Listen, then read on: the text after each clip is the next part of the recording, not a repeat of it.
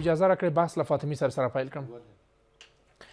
فاطمي صاحب سلام سړیمه صاحب ډېر ښه راغلاست. بحث ته د وروستیو کې که چېرته لومړی راسو ناستو ته د ملګرو ملتونو د امنیت د شورا او د دغه سازمان دریځونه د افغانستان په تړاو باندې فکر کوئ د تېرې ورځې ناسته ولې؟ بسم الله الرحمن الرحیم.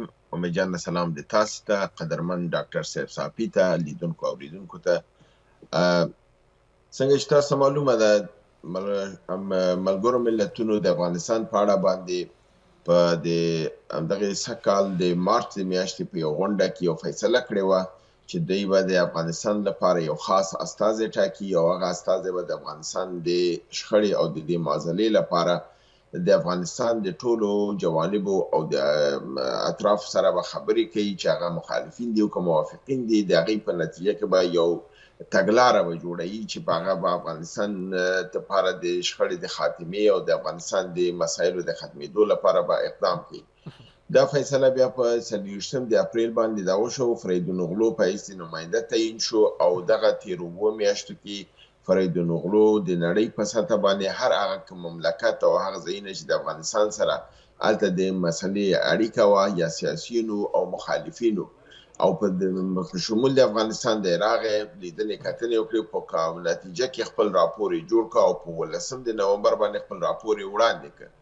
دې راپور ته زموږ په شمول د ټولو افغانانو او د ټولو سیاسیونو او د نړۍ سترګې وې چې دا به یو تګلاره تعیینه کړي. موږ چې ګورو دا یو مشورتي راپور غوندې شکل یې ورکړ، تګلاره نه وه. تګلاره هغه چې تاسو مشکل وپېژنئ او د مشکل په نتیجه کې د هغه لاره د حل په خلکو ته وښایي چې دغه مشکل دی. د دې په د 18 یا 18 صفحو راپور کې چې کاملا یعنې ما خپله ولوسته، دوی ټول هغه مشکلات چې د 2 کال او 3 میاشتې موږ ټول افغانان هغې ته متوجه یو، هماغه د مشکلات یې دوباره تکرار کړي دي او ویلي چې دغه د افغانستان مشکلات دي، مګر تګلاره یې ورته نه وه تعیینه کړې. نو کله چې دا راپور خپور شو، زموږ او د ډېرو مبصرینو او سیاسیونو د غبرګون سره مخ شو او بالخصوص ما په خپله دا دغه وکړه چې دا تګلاره درسته نه ده. دې ته هغه تګلاره چې باید په کوم مفهوم سره وایي چې نتیجه یې ورکړې وای چې د دې راپور په آخر کې به افغانستان د مشکل د حل به څه وي. نو بیا پکې زموږ خپل د خوا نه ځینې پیشنهاداتو دا هم دغه کړل چې هغه هم شورای امنیت ته د خپل ذرایعو نه ورسېدل او د خلکو په هغې غور شروع کړي چې د هغې په نتیجه کې پرون موږ تاسو ګورو چې د سویس په مشرۍ باندې د شورای امنیت یو د بندو دروازو شاته یو ناسته وشوه. په ظاهر کې دوی دا وویل چې دا ناسته به د افغانستان د نجونو د تعلیم په هکله وي، خو په کل کې دا د افغانستان دپاره د دغې راپور باندې بحث وشو چې دغه راپور کې چې کمی او کموالی دی دا څنګه دوی پوره کړي. په هغې جمله کې د دې راپور کموالی کې دا و چې کله دا راپور راغی د اول د تګلارې لاره دا وه چې دا باید د شورای امنیت د هغې قرارداد په نتیجه کې دا باید نافذ العمل شوی وای، چې دا کار دوی نه و کړی او یې نه کړ او اوس هم معلومه نه ده چې دوی به دا تصمیم نیولی که نه. ځکه که چېرته دوی د یو قضیې مشکل حلول غواړي نو دوی بیا هغه موضوع د شورای امنیت له خوا نه وړاندې کوي او قرارداد پاس کوي او د هغې شاته یو قوت او زور ورکوي. کله چې دوی یو موضوع نه حل کوي اول قرارداد پرې نه پاس کوي او که کله قرارداد پاس هم کړي هغې ته بیا هغه زور او قوت نه ورکوي چې هغه باید نافذ العمل شي. خپله ملګرو ملتونه هغه زور نه لري. د هغې زور چې دی همدغه غټ ځواکمن قدرتونه دي او دا ځواکمن قدرتونه هغه مسایلو ته شاته ودرېږي چې کوم د هغې په ګټه وي.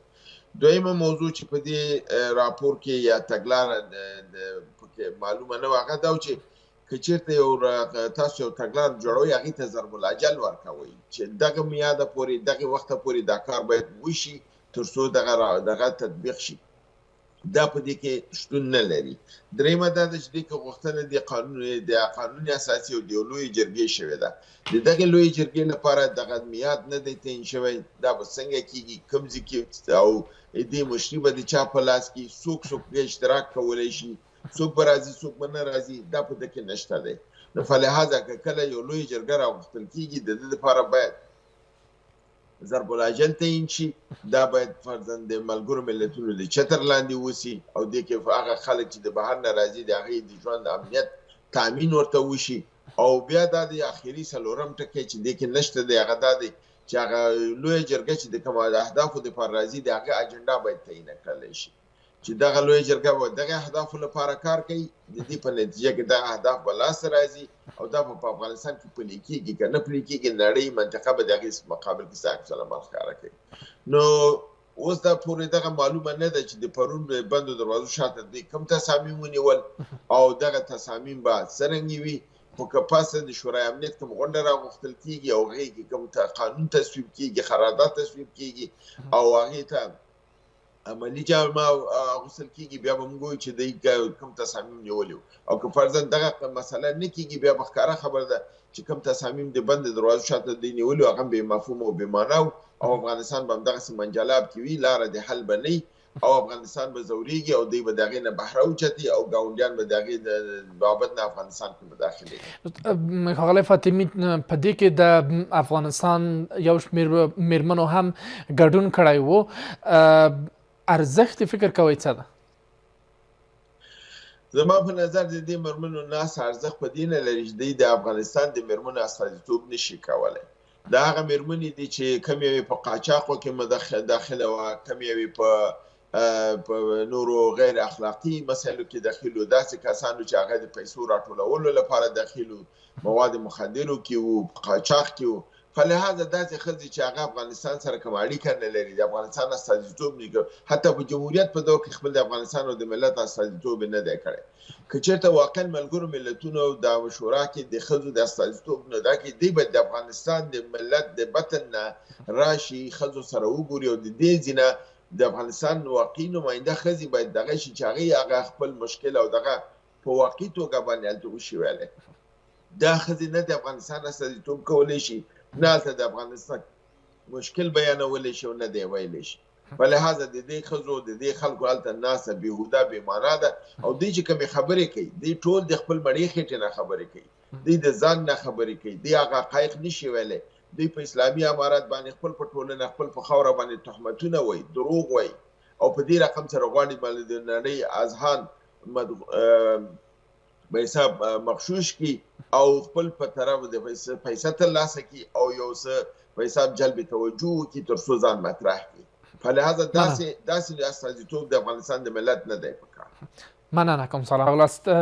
فاطمي صاحب، تر ډیره پورې د ملګرو ملتونو د امنیت شورا ناست یا په بهرني هیوادونو کې د افغانستان تړاو باندې کومې ناستې چې ترسره کیږي تر ډیره پورې پر بشري حقونو یا د بشري حقونو پر وضعیت باندې په افغانستان کې راڅرخي. خو ډاکټر صاحب اشاره درلوده چې په افغانستان کې د بشري حقونو نقص نسته ده او نه ده سوی. فکر کوئ آیا واقعیت هم خبره همداسې ده چې په افغانستان کې د بشري حقونو نقص نه ده سوی او که نه هم ملګري ملتونه یا هم هغه غونډې چې د افغانستان تړاو باندې په نړیوالو هیوادونو کې ترسره کیږي په یو د بهانې په شکل باندې ګرځول کیږي؟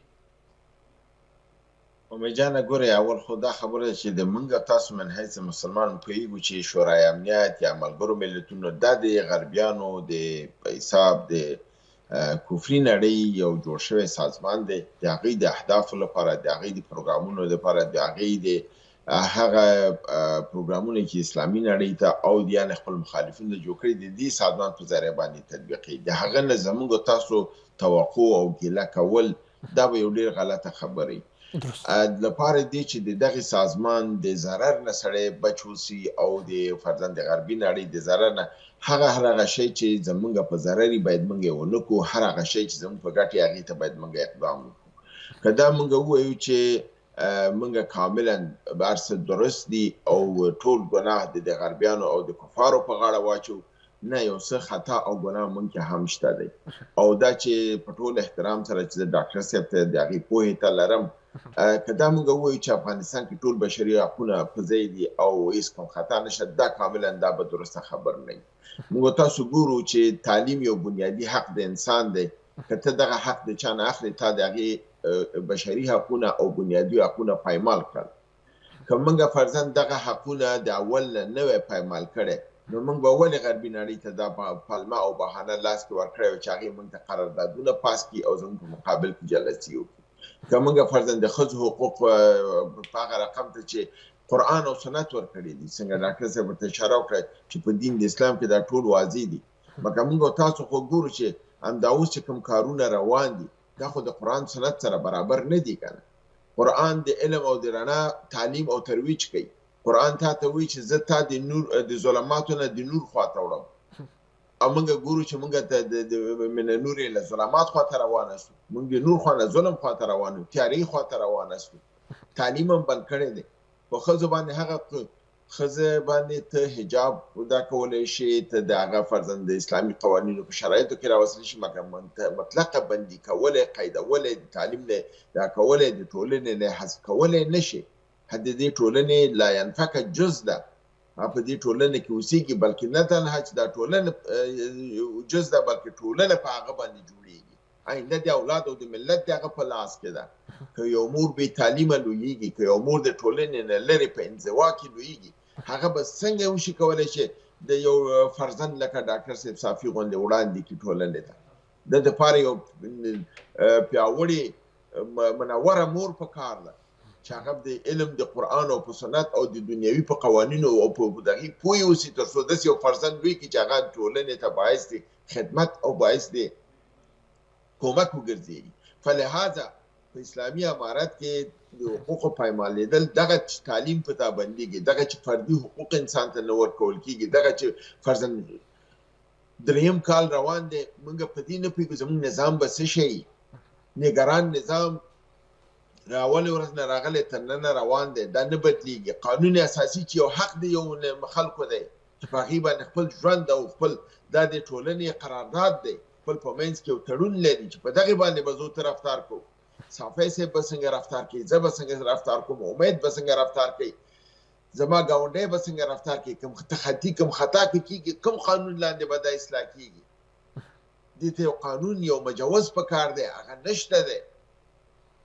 په عالم د سرګومۍ کې روان یو، مکاتب را باندې بندي راته ویل کېږي نن او سبا یې درته خوشي کوم، دې ته تګلاره جوړوم، تګلاره وجود نه لري. وایي نصاب غلط دی، هلکانو ته هماغه نصاب درس ورکول کېږي، جنکیو ته وایي چې دا غلط دی. که نصاب غلط دی او نصاب غیر اسلامي دی، نو بیا هغه ماشومانو هلکانو ته یې ولکوي، ولې هغه د دې ټولنې د آینده پلرونه او زامن نه دي؟ ګورئ دا هغه کوم خطونه دي، هغه ګناهګانې او خطاګانې دي چې په موږ کې دي چې موږ غربیانو ته دا حق ورکوو چې هغه نه کېږي د بندو دروازو شاته زما او ستا تصمیم ونیسي. هغه دا وایي چې دې مملکت کې د انساني حقوق نه آماده کېږي، دلته د انسان هغه بنیادي حق چې تعلیم دی هغه ورته نه ورکول کېږي، دلته چې د انسان بنیادي حق قانون دی قانون ورته نه ورکول کېږي، دلته چې د حکومت چې د خلکو لپاره دی دغه حکومت د خلکو لپاره د خلکو په رضایت باندې ورته نه ورکول کېږي. دا وګوره دا ټول دا دی، د دې خو موږ انکار نه شو کولی چې موږ دې نه ګلزار جوړ کړو چې امارت اسلامي راغلی دی او امن راوړی دی، مرکزي حکومت یې جوړ کړی دی، نور هر څه بس په باد فنا ورکړو. پس د ملګرو ملتونو د امنیت د شورا لپاره یا هم هغه ناستې چې د افغانستان په باب باندې په نړیوالو هیوادونو کې ترسره کېږي، د هغوی لپاره د افغانستان ستونزې څه دي؟ ګورئ د هغوی لپاره ستونزې چې د لپاره دی په نړیواله ټولنه کې افغانستان من حیث د یو فرد هلته یا من حیث د یو مملکت هلته اوسي، دا طبیعي ده چې د عرضه او تقاضا ده. د دې مثال همداسې دی لکه موږ او تاسو چې په یو کلي کې اوسېږو، یو کور کې موږ یو، دغه نور کورونه، دغه ته چې په یو کلي کې اوسېږې، ته دغې کلي د قانون او د مراودې نه نشي وتلی. که ته یو حرکت خلاف د قانون وکړې، هماغه شاوخوا کورونه راوځي، تا ته وایي چې وځه دې ځینه، ته دلته فساد دغه کوي. اوس ګورئ موږ تاسو ډېر عادي قانون لرو، په یو سیستم دی چې افغانستان کې چې دویم منزل جګوې نو ته به کړکۍ د همسایه کور خواته نه جوړی. دا د یو قانون دی چې ته به کړکۍ د همسایه کور خواته نه جوړی، که تا جوړه کړله ګاونډی راپسې درپسې اوچتېږي. که ته د منطقه کې اوسېږې ستا زوی به غلط حرکات نه کوي، د جنکۍ خلکو جنکیو ته په بده سترګه به نه ګوري، هغې ته به په حساب خوله نه وراچوي. که دا کار کوي هغه دې ټولنه کې نشي اوسېدلی. که یو نفر فرضاً په یو ټولنه کې اوسېږي، ټولنه اسلامي ده، هلته روژه نیول کېږي، خلک لمانځه ته ځي، او ته هلته اوسېږي روژه نه نیسي، مسجد ته نه ځي، لمونځ نه کوي، فلهذا په هغه ټولنه کې نشي اوسېدلی. دا دې ګوره د مملکت هم په نړۍ کې د یو ټولنې حیثیت لري. کله چې ته د نړۍ تا ته شرایط دي چې ته ښه دا نظام تا ته لاس کې واخیسته، که ته غواړې چې دې کې ټولنه کې ما سره واوسېږي، ته ما سره په دغه قوانینو باندې که ما سره مخکې لاړ شي، ته ما سره اوسېدلی شي. لکه څنګه مې تاسو ویلې، که ته فرضاً کړکۍ دې جوړه کړې او د خلکو ګاونډیانو کورونو ته هره ورځ ګورې، نو ته خو هلته نه شې اوسېدلی. ګاونډیان ته دا شرط دي چې ته به دا کار نه کوې. که ته د هغې قانون سره مطابق اوسېږي، ته ګوره خلک تا مني، په منطقه کې، په هغه ټولنه کې، په جامعه کې ته منل کېږي. که ته خلاف د هغې کار کوې، ته نه منل کېږي. دا د هغې ټولنې د رسمیت پېژندنې اوصاف دي تا ته یې وړاندې کوي. د دغې منطقه کې، په دغې کلي کې دغه رواجونه دي، د دې رواج نه، د دغې ستون نه، د دغې نه به ته نه وځې. کله چې ته وځې، ته نه منل کېږي. نړۍ هم همداسې ده، رسمیت پېژندنه هم داسې ده، روابط هم داسې دي. رسمیت پېژندنه دا ده، خاطر راغلی درسته ده چې هغې کې به د نامشروع غوښتنې به وي، ضرور نه دی ته هغه ومنې. کوم یو چې مشروع غوښتنې تا ته وړاندې کېږي، ته به هغه منې. که فرضاً ته یو کلي ته ځې او کلي کې تا ته وایي چې ته به دې کلي کې هغه وخت اوسېدلی شي چې که زما زوی هر وخت وغواړي ستا په کور درنه ننوځي، نو ته خو هغه نه شي منلی. ته ورته وایي چې نه، دا شرط خو زه نه شم منلی، دا شرط دی غلط دی. کړکۍ راته وایي چې په خلکو په کور کړکۍ مه جوړوه، درسته، دا ډېر سمه خبره، دا به زه نه کوم. که ته ما ته وایي چې ستا اولاد به دلته په اصولو سره اوسېږي، دا ښه خبره ده، دا به زه کوم. مګر که ته ما ته وایي چې زما په کور باندې به هر څوک بې وخته راوخته راننوځي، دا زه نه شم منلی. مننه. یا فرضاً زما لوڼې به په نورو کورونو ته ځي، پړونی به نه په سره یو شرط به ږدي، دا صحیح نه دی. ګوره، نامشروع غوښتنه به نه منې، مګر مشروع غوښتنه به منې.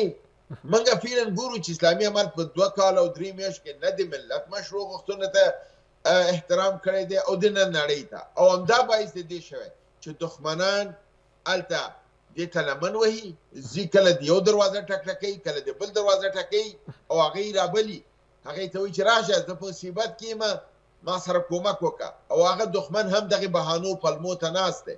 مننه. کله درته په ویانا کې ټوکې جوړوي، کله درته په تاجکستان کې ټوکې جوړوي، کله په ماسکو کې درته لکه ګیدړانو غوندې، لکه غلو غوندې، لکه وحشیانو غوندې، دې غړه زه ورته سیاسي یتیمان وایم، یتیمانو غوندې منډې وهي. داسې خلک هم پکې راځي چې هغه ولاکه د هغې سره ډوډۍ خوراک هم انسان ته جایز دي چې ډوډۍ ورسره وخوري. خپل په ډوډۍ خوراک نه پوهېږي، هغه راته راځي د افغانستان په قضیې باندې بحث کوي. ډېره زیاته مننه کوم. فاطمي صاحب، که بحث سره راټول کړو، فکر کوئ د همدغه بې اعتمادۍ لپاره څنګه کېدلی سي چې موږ نړۍ ته اعتماد ورکړو؟ اړتیاوې مثلا د مرستو د جلب خاطر باندې د افغانستان د بیا رغونې، د افغانستان لپاره د راتلونکو ګواښونو لپاره څنګه کېدلی سي موږ نړۍ ته اعتماد ورکړو چې په افغانستان کې هر څه د معمول یعنې په نورمال شکل روان دي؟ ګوره، اعتماد په هغه وخت کې موږ ترلاسه کولی شو چې موږ خپل د منځ نه شروع وکړو. یعنې که اسلامي امارت هغه کارونه چې لازمه ده چې په خپله یې وکړي، یعنې کار هغه دی چې موږ باید خپله یې وکړو. موږ یې نه کوو چې کله نړۍ موږ نه غواړي، موږ بیا دا پلمه کوو چې دا خو د غربي، ولې غرب یې ما نه غواړي. خو هغې په دې غواړي چې زه یې نه کوم، که زه یې وکړم هغې ولې به هغې ته پلمه پیدا شي. اوس فرضاً که موږ او تاسو د اسلامي امارت راتګ نه بعد 6 میاشتو پورې دا دی حق و چې دوی خپل نظام کلک کړی وی، خپل کسان یې لګولی او عبوري حکومت یې ساتلی. په 6 میاشتې پورې کېدو سره دوی باید یو لویه جرګه راغوښتی وی، ملت ته یې باید رجوع کړی وی. دا کار دوی ونه کړ. قانون اساسي لازمه دی د خاورې ده، دوی ورنه کړ. نګران حکومت ختمېدل لازمه دی د بین المللي قوانینو دغې ده چې باید هغه یو حکومت جوړ کړي چې هغه حاکمه نظامي، چې هغه قراردادونه وشي تړلی.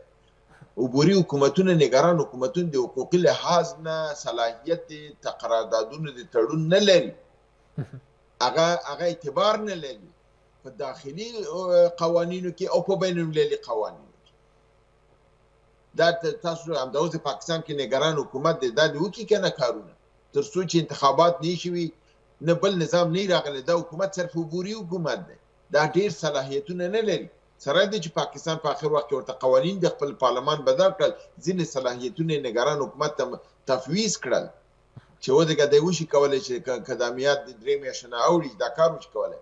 موږ خو هغه قانون هم په افغانستان کې نه لرو چې یو قانون پاس شي چې دغه نګران حکومت فرضاً صلاحیتونه دا دي موږ پارلمان نه لرو، موږ شورا نه لرو، موږ لویه جرګه چې د افغانستان عنعنوي لویه شورا ده او د شورای پارلماني نه حیثیت یې اوچت دی د قانون په حساب سره، هغه موږ نه رابلو.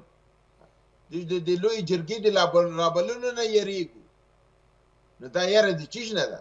ګوره خطا ما کي دا به ډېره ناجایزه وي چې زه من حیث یو مسلمان خطا ما کي او زه د دې پړله واچوم چې دا خو غربیان دي زما پسې دي دین راته خرابوي. زه خپله لګیم خپل دین خرابوم، زه خپله لګیم دښمن ته په حساب پلمه ورکوم چې هغه زما قرآن ته په بده سترګه وګوري، زما دین ته په بده سترګه وګوري او نړۍ کې ما وحشي او درنده مې معرفي کړي، در حال چې نه په قرآن کې نه په سنت کې داسې شی نشته دی. هلته د تعلیم اجازه ده، هلته د تعلیم ترویج اجازه ده. ما تعلیم بند کړی دی، نړۍ ته مې بهانه ورکړې ده.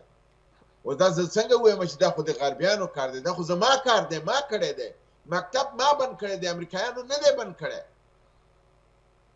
نو زه څنګه ګوره دا د عقل و تعقل نه بلکل لرې ده چې موږ ټول پلمه په اخو دښمنو راغی اشغال یې کړلو، موږ تاسو شهیدان ورکړل. زه د صافي صاحب دا خبرې په تایید دا خبره کوم چې کوم شهیدان موږ ورکړي د هغې وینه باید ضایع نه کړو.